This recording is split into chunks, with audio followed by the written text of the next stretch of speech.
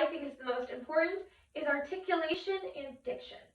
Articulation and diction are the practice of ensuring that you are properly, clearly saying all of the words in your sentences, specifically making sure you are using the consonants of your words and really like making those pop.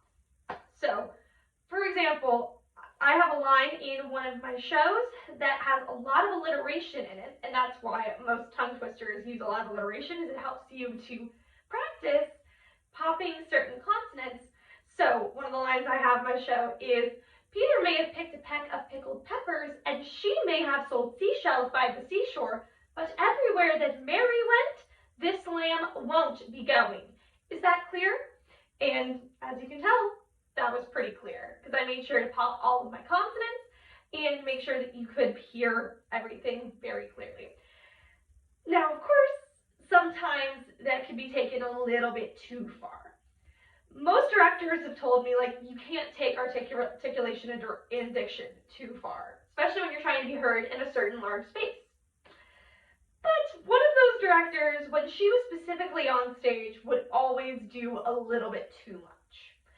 For example, when she would say the line, Mr. Scrooge, she always said it, Mr. Scrooge.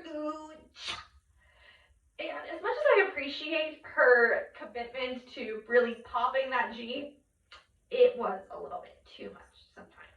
So then the other thing that I think is the most important when it comes to speech practices is projection. And that is the art of being loud enough to be heard by everyone in the space. So similar to articulation and diction, but at the same time also different because it's more about volume and being heard.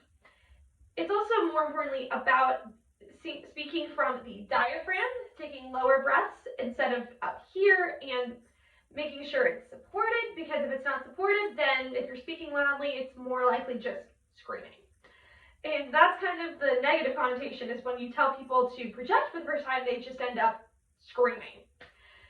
So that's something to most likely avoid, but to use it in a positive sense, make sure you're always breathing low and speaking loud enough that everybody can hear you. Now that's an example if I was in a larger space trying to project like to the back of the house, to the back of the theater. But in this case, with me just speaking to a camera, this is about as loud as I would need to be. So yes, those are my best speech practices. Moving on to the next person.